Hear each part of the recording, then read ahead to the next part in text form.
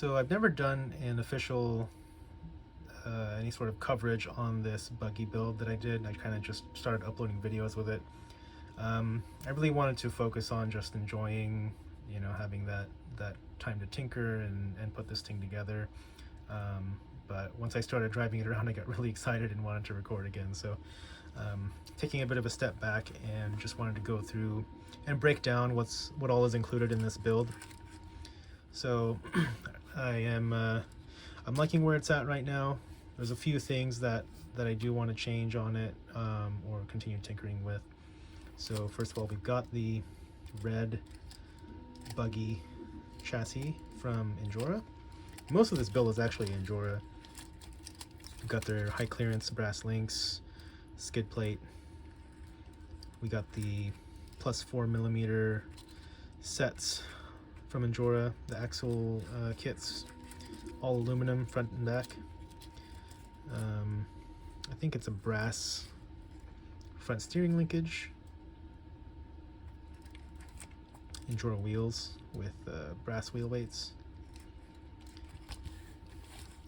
At the moment we're running those Swamp Kings from Little Guy Racing Parts. Before that we were running the Trail Kings. These are all really awesome tires. I also want to try it with the grippers, which are really great as well. Then moving on to the electronics, motors, servos, everything like that. We are using the Injora 7 kg/cm servo. This thing is awesome. I feel like they're discontinuing it. They just released the 11 kg servo for the TRX4M. By the time you probably see this, it'll be long established, but at the time of filming this was just released. They had these out for a few months, but I think they didn't really do much with them. Maybe they decided to kind of forego this one for the much stronger servo. I do hope they keep this in the lineup though, because this is considerably cheaper. I think the new one is a brushless servo or coreless servo, and it's much stronger, but it is more pricey. It is more in the $40 to $50 range, maybe $30 to $50 range, whereas this one is like, I don't know, 13 to 15 bucks. This works great. You can see the purple in here. We're running the purple pancake from Mofo RC, also called the Revenge of Pancake. This thing is wild. It is just absolutely so powerful, so fast. Arguably too much for a rig like this, but it runs really, really nice. We're being controlled by the Lizard Pro ESC, and I actually used this and started out with a Mofo Torque Beast, but when they came out with the ROP, I switched it to just try it out, and this thing is insane. Receiver is the Spectrum SR315, so it's a 3-channel, and then just the rat's nest, absolute rat's nest of wiring here.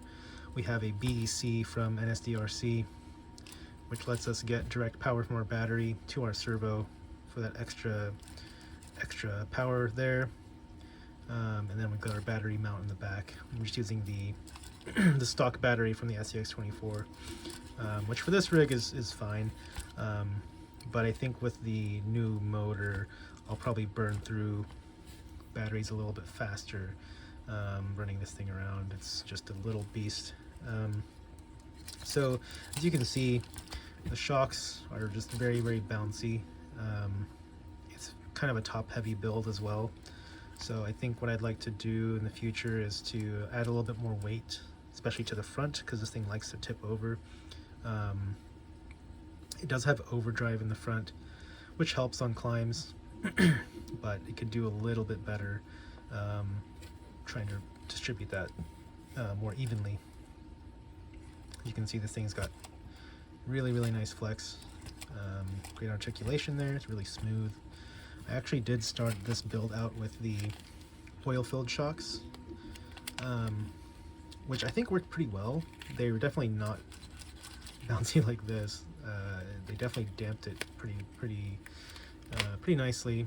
The only thing is that their extension is not very good, so I wanted something that was a little bit more flexible, and the 43 millimeters from Injora definitely do the job. So all in all, I think it's a great start to this build.